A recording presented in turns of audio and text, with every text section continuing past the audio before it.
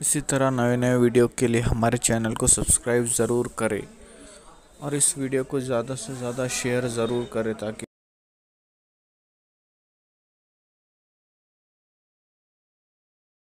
रोजेदार से कह रहा है रोजा रख मैं तेरा हो जाऊंगा, रोजा रख मैं तेरा हो जाऊंगा। और एक रिवायत में यूं भी आया है कि जो रोजा रखेगा इसका मतलब ये है कि मैं ही उसकी जजा हूं, मतलब रोजेदार को अल्लाह अपना दीदार कराएगा, रोजेदारों को अल्लाह का दीदार नसीब होगा। ये तो बातें थी तमहीद के तौर पर, लेकिन ये सारी फजीलत उनको नसीब होना है जो रोजेदार है, सारी फजीलत उनको नसीब होना है जो रोजेदार है। अब मकसद ये है कि इंसान रोजेदार होना चाहिए। आप कहेंगे कि क्या रोजेदार लोग हैं, लेकिन अब उसकी तरफ धीरे से चलते हैं। एक होता है कोई काम करना और एक होता है उस काम का हक अदा करना। कुरान कहता है वजाहिदू फिल्लाहि हक्का जिहादिही, अल्लाह की राह में ऐसी कोशिश करो जैसा कि कोशिश करने का हक है। अब आकाए करीम रऊफुर रहीम सल्लल्लाहु अलैहि वसल्लम फरमाते हैं कुछ रोजेदार ऐसे हैं जिनको भूख और प्यास के सिवा कुछ मिलता ही नहीं। कुछ रोजेदार ऐसे जिनको भूख और प्यास के सिवा कुछ नहीं मिलता, यानी वो सिर्फ भूखे प्यासे रहते हैं, ना कोई सवाब मिलता है, ना कोई अज्र मिलता है, ना कोई बरकत मिलती है। क्यों? उसकी वजह यह बयान की गई कि वो रोजे में गोया के रोजे का हक अदा नहीं करते। जैसे हर चीज का हक है ना, माँ बाप के हुकूक हैं, भाइयों के हुकूक हैं, दोस्तों के हुकूक हैं, अहिब्बा के हुकूक है, अकरबा के हुकूक हैं। हत्ता कि अगर हम बस में सफ़र कर रहे हों और हमारे बाजू में जो सीट पर बैठ जाए, हम बस में सफ़र कर रहे हों और हमारे बाजू में 10 मिनट के लिए कोई सीट पर बैठ जाए, 15 मिनट के लिए सीट पर बैठ जाए, तो वो भी हमारा पड़ोसी हो गया। इस्लाम उसके भी हुकूक बताता है।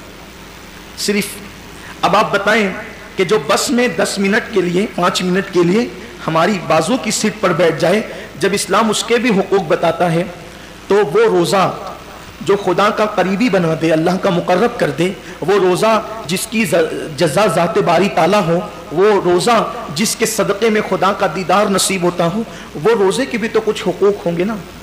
जैसे नमाज के भी कुछ हुकूक हैं, नमाज के भी कुछ हुकूक हैं कि नमाज जब पढ़ो तो तादील अरकान के साथ पढ़ो। ये तादील अरकान क्या है?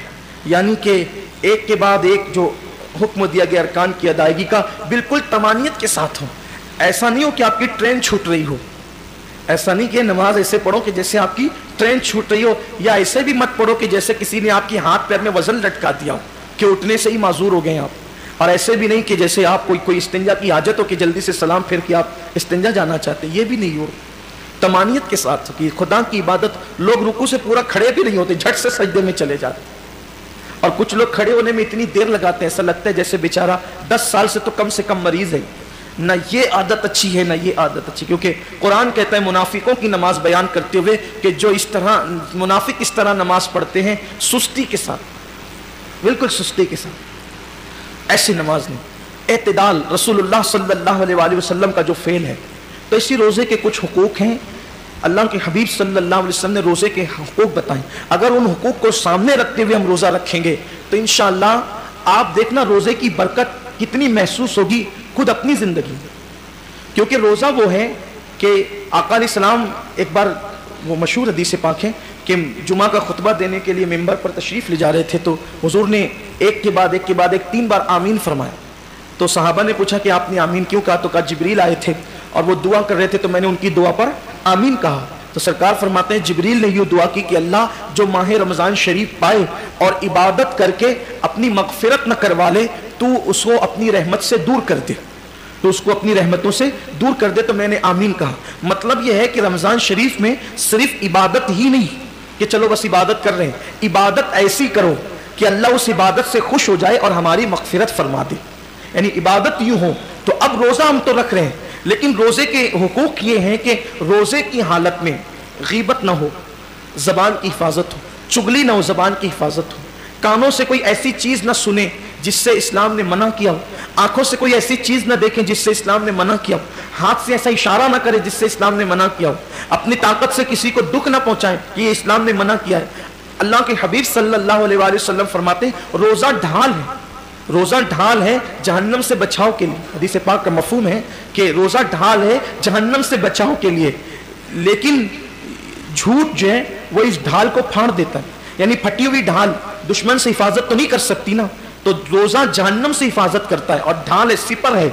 جب جنگ ہوا کرتی تھی تو وہ تلوار کے وار جس پر روکتے تھے اس کو سپر اور ڈھال کہتے تھے. تو یہ جہنم کے عذاب کو روکنے کے لیے ڈھال دے دی گئی ہے سپر بنا کر کے. لیکن یہ پھٹ جاتی ہے ڈھال کب؟ جب روزے کی حالت میں کوئی جھوٹ بولتا ہے. تو اب آپ بتائیں کہ روزے کا حق تو یہ تھا کہ روزے کی حالت میں ہم جھوٹ کو چھوڑ دیتے. چھوڑ کے دیکھیے جھوٹ. دراصل مہینے بھر کے روزے فرض کرنے کا مقصد یہ ہے لعلکم تتقون، تاکہ تمہارے اندر پرہیزگاری پیدا ہو، تقویٰ پیدا ہو. میں 11 مہینے جھوٹ بول رہے ہو سودا بیچتے ہوئے گلی محلے میں بیوی بچوں کے درمیان. اب روزہ ہے، جھوٹ بولنا چھوڑ دو. 1 مہینے تک جب مسلسل جھوٹ بولنا چھوڑ دو گے تو عادت پڑ جائے گی جھوٹ بولنے سے بچنے کی.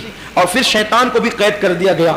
نفس جو جھوٹ بولنے پہ اکساتا ہے اس کو بھی بھوکا رکھ کر کے سست کر دیا گیا. نفس بھی ڈھیلا ڈھالا پڑا رہتا ہے روزے کی حالت میں، اور ادھر وہ شیطان بھی قید رہتا ہے. اب بندے سے کہا گیا اب کوشش کر، عادت پیدا کر. اب ہم مگر عادت نہیں جاتی. احتیاط کیجئے یہ سوچ کر، صرف یہ سوچ کر کہ اگر میں جھوٹ بولوں گا تو میرا روزہ بے نور ہو جائے گا، جھوٹ بولوں گا تو میرا روزہ بے سود ہو جائے گا. فون پر جو لمبی لمبی باتیں روزے کی حالت میں کرتے ہو چھوڑ دو، مختصر بات کرو. جتنا زیادہ بات کرو گے اتنا زیادہ زبان سے جھوٹ اور غیبت کا اندیشہ ہے. روزے کی حالت میں کم سے کم بات کرو، ضرورت کے مطابق بات کرو. اور ایک بات ہے کہ سچ بولنے کی عادی بنو. یار ہمیں رزق تو دینے والا اللہ ہے، عزت دینے والا اللہ ہے، حفاظت کرنے والا اللہ ہے، جلانے والا اللہ ہے، مارنے والا اللہ ہے. اگر کوئی کہہ دے کہ لیٹ کیوں آیا؟ سو رہا تھا اس لیے لیٹ ہو گیا. کون کیا بگاڑ لے گا؟ یہ کیوں کہتے ہو کہ رستے میں ٹریفک جام ہو گئی تھی؟ سو رہے تھے تو سو رہے تھے. کیا ہوگا زیادہ سے زیادہ؟ کیا کوئی گردن مار دے گا؟ کیا کہے گا کوئی؟ اگر ہم لیٹ ہو گئے اور سچ بول دیے کہ میں سونے نیند کی وجہ سے لیٹ ہو گیا تو نہیں پہنچ سکا، میرے بچوں کو کھلا رہا تھا نہیں پہنچ سکا، لیٹ ہو گیا. کوئی کر کیا لے گا؟ اتنا ہی ہوگا کہیں نوکری کرتے تو وہ ہٹا دے گا. جہاں نوکری کرتے رزاق وہ نہیں ہے، رزاق اللہ ہے جس نے جھوٹ ہم پہ حرام کیا ہے. مسلمان سچ بول کر تو دیکھیں، مسلمان سچ بول کر تو دیکھیں.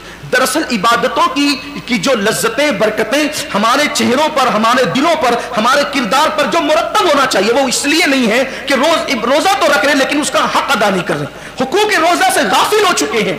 مخلوق کا خوف ہے، خالق کا خوف نہیں ہے. بولو زبان سے سچ، حق بولو. اسی لیے رمضان شریف لایا گیا ہے تاکہ ہم پریکٹس کریں، ہم عادی بنیں، ہم اپنی زبانوں کو پاک کریں، تطہیر کریں. روزے کی حالت میں مت کرو کسی کی غیبت. کوئی فون پہ شروع پڑ جائے تو بس کرو، آج نہیں، آج روزہ ہے.